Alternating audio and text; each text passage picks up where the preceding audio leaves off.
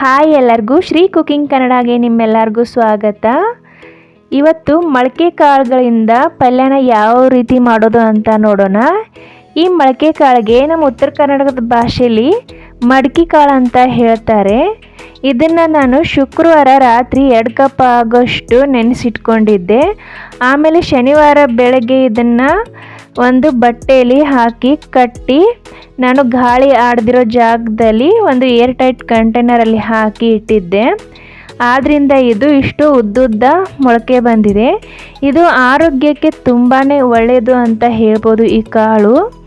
ಮತ್ತು ಇದು ರೊಟ್ಟಿಗೆ ಚಪಾತಿಗೆ ಒಳ್ಳೆ ಕಾಂಬಿನೇಷನ್ನು. ಇದು ತುಂಬ ಟೇಸ್ಟಿಯಾಗಿರುತ್ತೆ.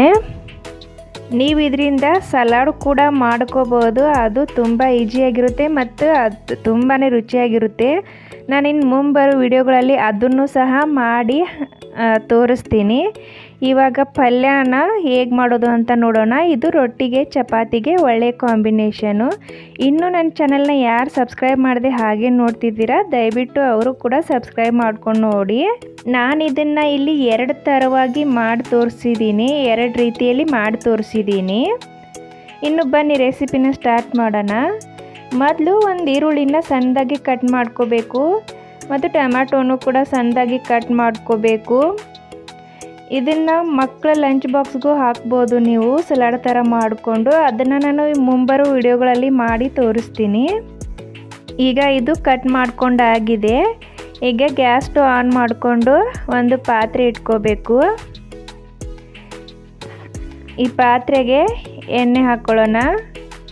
ಎಣ್ಣೆ ಬಿಸಿ ಆದಮೇಲೆ ಇದಕ್ಕೆ 1 ಟೀ ಸ್ಪೂನ್ ಹಾಕುವಷ್ಟು ಸಾಸಿವೆ ಜೀರಿಗೆ ಹಾಕ್ಕೋಬೇಕು.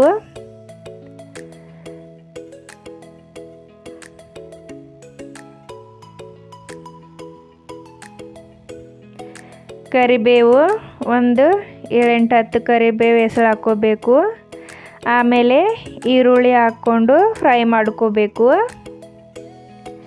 ಈರುಳ್ಳಿನ ಎಣ್ಣೆಯಲ್ಲಿ ಚೆನ್ನಾಗಿ ಫ್ರೈ ಮಾಡ್ಕೋಬೇಕು.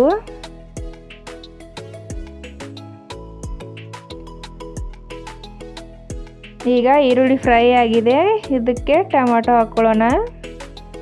ಟೊಮ್ಯಾಟೊ ಹಾಕ್ಕೊಂಡು ಟೊಮ್ಯಾಟೊ ಎಣ್ಣೆಯಲ್ಲಿ ಬಾಡೋವರೆಗೂ ಚೆನ್ನಾಗಿ ಫ್ರೈ ಮಾಡ್ಕೋಬೇಕು.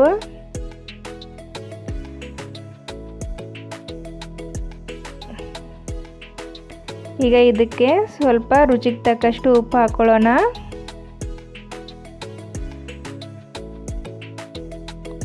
ಈಗ 1 ಕಪ್ ಆಗೋಷ್ಟು ಕಾಳನ್ನ ಹಾಕ್ಕೊಂಡು ಎಣ್ಣೆಯಲ್ಲಿ ಫ್ರೈ ಮಾಡ್ಕೋಬೇಕು.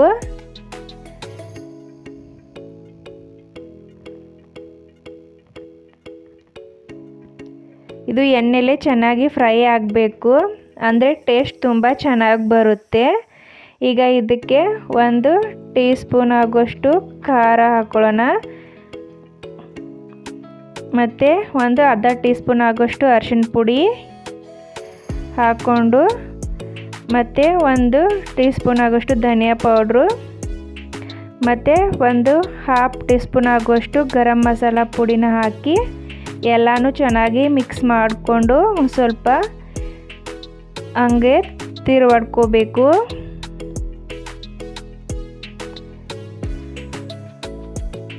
ಈಗ ಇದಕ್ಕೆ 1 ಕಪ್ ಆಗುವಷ್ಟು ನೀರು ಹಾಕ್ಕೋಬೇಕು. ನೀರು ಹಾಕ್ಕೊಂಡು ಎಲ್ಲನೂ ಒಂದ್ಸರಿ ಚೆನ್ನಾಗಿ ಮಿಕ್ಸ್ ಮಾಡ್ಕೊಳ್ಳಿ.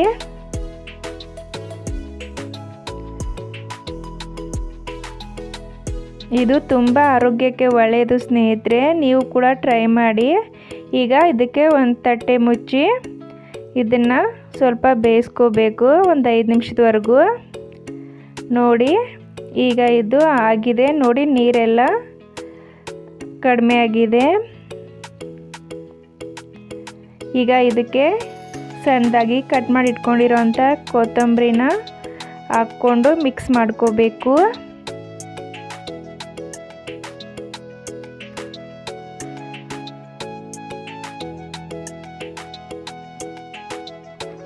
ಈಗ ಇದನ್ನು ಇನ್ನೊಂದು ಸರ್ತಿ ಮೇಲೆ ಒಂದು ಪ್ಲೇಟ್ ಮುಚ್ಚಿ ಇನ್ನೊಂದು 2 ನಿಮಿಷ ಬೇಯಿಸ್ಕೋಬೇಕು. ನೋಡಿ ಈಗ ಇದು ಎಲ್ಲ ಚೆನ್ನಾಗಿ ಬೇಯ್ದಿದೆ. ಇದು ತುಂಬ ಟೇಸ್ಟಿಯಾಗಿರುತ್ತೆ. ಈಗ ಇದು ರೆಡಿಯಾಗಿದೆ.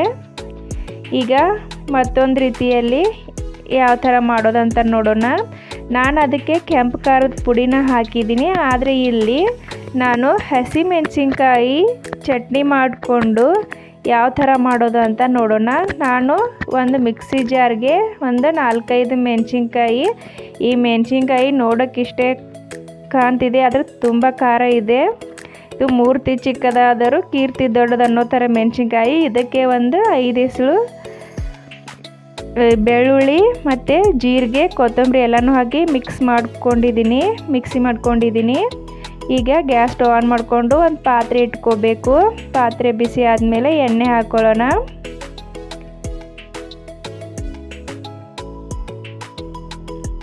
ಇನ್ನು ಎಣ್ಣೆ ಬಿಸಿ ಆದಮೇಲೆ 1 ಟೀ ಸ್ಪೂನ್ ಆಗೋಷ್ಟು ಸಾಸಿವೆ ಮತ್ತು 1 ಟೀ ಸ್ಪೂನ್ ಆಗೋಷ್ಟು ಜೀರಿಗೆ ಮತ್ತು ಒಂದು 7-10 ಕರಿಬೇವು ಹೆಸರನ್ನ ಹಾಕ್ಕೊಂಡು ಫ್ರೈ ಮಾಡ್ಕೊಳ್ಳೋಣ.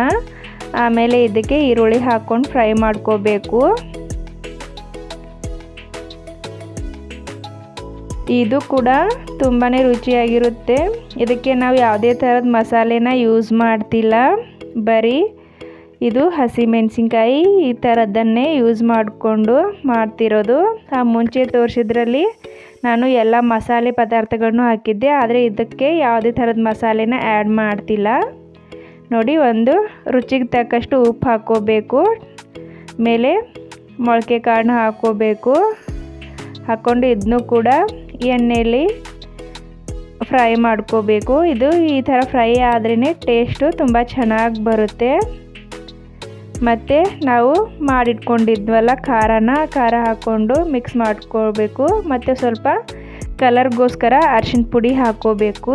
ಅರಿಶಿನ ಪುಡಿ ಹಾಕ್ಕೊಂಡು ಎಲ್ಲನೂ ಒಂದ್ಸಲ ಚೆನ್ನಾಗಿ ಮಿಕ್ಸ್ ಮಾಡಿಕೊಂಡು 1 ಕಪ್ ಆಗುವಷ್ಟು ನೀರು ಹಾಕ್ಕೋಬೇಕು. ನೀರು ಹಾಕಿ ಮೇಲೆ ಒಂದು ಮುಚ್ಚಳ ಮುಚ್ಚಿ ಒಂದು 5 ನಿಮಿಷ ಇದನ್ನು ಬೇಯಿಸಬೇಕು. ಇದು ಇನ್ನೊಂದು ಸ್ವಲ್ಪ ಬೇಯಬೇಕು.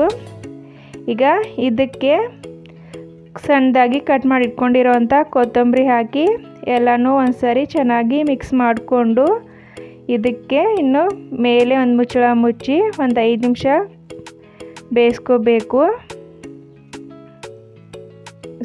ಒಂದು 2 ನಿಮಿಷ ಬೇಯಿಸ್ಕೊಳ್ಳಿ. ಈಗ ಇದು ರೆಡಿಯಾಗಿದೆ. ನೋಡಿ ಎಷ್ಟು ಚೆನ್ನಾಗಿ ಬಂದಿದೆ ಅಂತ. ಇದನ್ನು ನಮ್ಮ ಮನೇಲಂತೂ ಹಾಗೇನೆ ಚಪಾತಿ ಬೇಡ್ದೇ ಹಾಗೇನೆ ಈ ಥರ ಬೌಲಲ್ಲಿ ಹಾಕ್ಕೊಟ್ರೆ ಹಾಗೇನೆ ತಿಂತಾರೆ, ಅಷ್ಟೊಂದು ಟೇಸ್ಟಿಯಾಗಿರುತ್ತೆ. ನಿಮಗೇನಾದರೂ ಈ ರೆಸಿಪಿ ಇಷ್ಟ ಆದರೆ ಲೈಕ್ ಮಾಡಿ, ಕಮೆಂಟ್ ಮಾಡಿ, ಶೇರ್ ಮಾಡಿ, ಸಬ್ಸ್ಕ್ರೈಬ್ ಮಾಡಿ. Thanks for watching. ಬಾಯ್.